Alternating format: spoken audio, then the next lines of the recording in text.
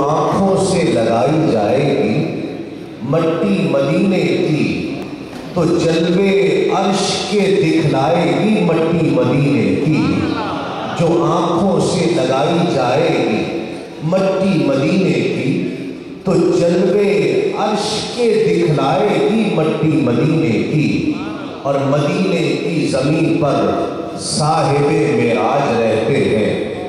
مدینے کی زمین پر، دیکھیے زمین زمین ہے، زمین آسمان نہیں ہو سکتی، کچھ بھی کر لے زمین زمین ہے۔ لیکن شاعر کہتا ہے ایک طرح ایک بات سے زمین کا رتبہ آسمان سے بھی بلند ہو گیا۔ وہ کیوں؟ شعر سمجھیے اور پھر سبحان اللہ کہیے۔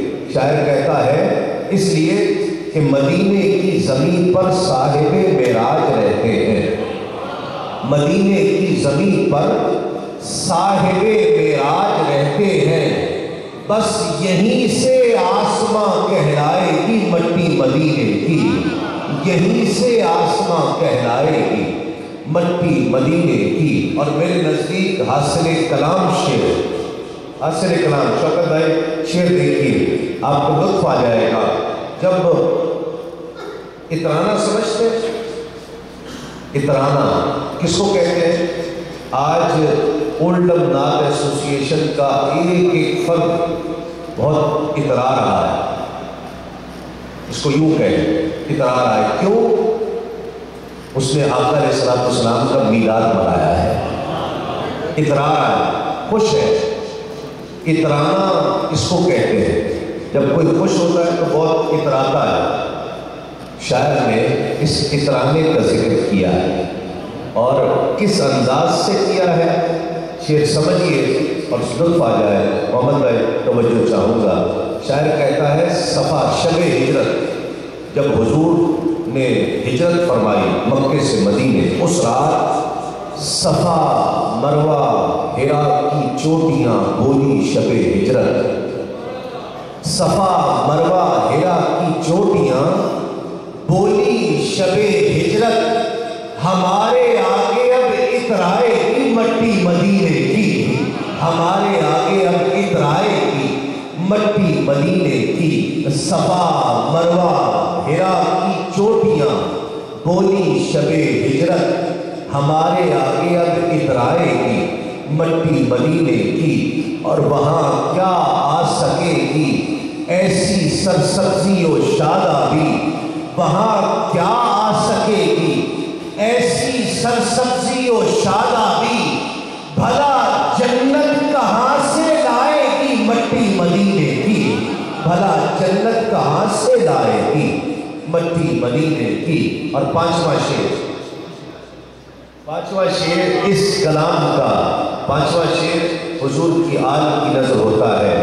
شاعر کہتا ہے کہ جدا ہوتی نہیں ابن علی کے پائے اتھر سے، جدا ہوتی نہیں ابن علی کے پائے اتھر سے، زمین کربلا تک جائے گی مٹی مدینے کی، زمین کربلا تک جائے گی مٹی مدینے کی۔ اور وقتہ کلام کا، کاش میں دعا کرتا ہوں ایسا یقین مجھے بھی مل جائے، آپ کو بھی مل جائے۔ کہتے ہیں مفتی صاحب تشریف فرما ہے، یہ کہتے ہیں کہ جو بد عقیدہ جنت البقیع میں دفن ہے اب بھی، آپ کہتے ہیں جنت البقیع ہے، وہاں تو عثمان غنی بھی آرام فرما ہے، حضرت فاطمہ تو زہرا بھی آرام فرما ہے، دائی حلیمہ بھی آرام فرما ہے، بہت سے لوگ۔ اور اس دور میں، اس دور کے بد عقیدہ بھی آرام فرما ہے، وہ بھی وہاں دفن ہے۔ آپ کہیں گے کہ یہ کیسے ہو سکتا ہے؟ یہ روایت میں ہے کہ وہ شخص جو بد عقیدہ ہے، اگر وہ وہاں دفنا دیا گیا ہے تو قیامت کے دن وہاں سے نکال کر باہر پھینک دیا جائے گا۔ اور جس کی لگن سچی ہو وہ دنیا کے کسی کونے میں بھی دفنایا جائے گا، جب قیامت آئے گی تو مدینے سے اٹھایا جائے گا۔ وہ مدینے سے اٹھایا جائے. یہ یقین ہے. اسی یقین کو پیش نظر رکھتے ہوئے شاعر جو ابھی تک مدینے نہیں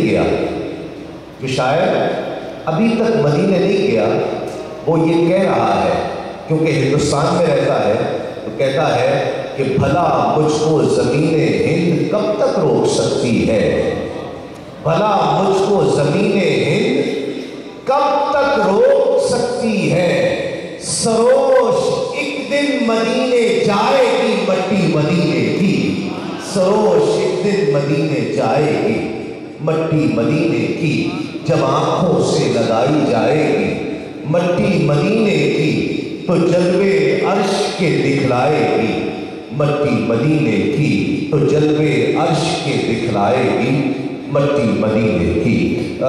3 سرافاں ہیں میرے ایوان میں. اس سے پہلے تلاوت کلام رحمان کے لیے میں دعوت دے رہا ہوں حافظ و قاری جناب محمد عثمان نذیر کو تشریف لائیں اور تلاوت کلام رحمان کی سعادت حاصل.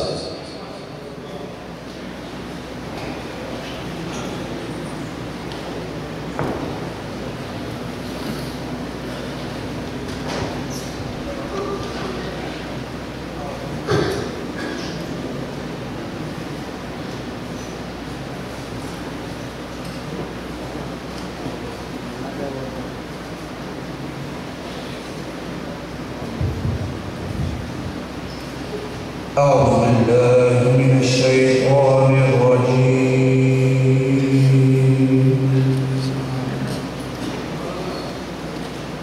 بسم الله الرحمن الرحيم.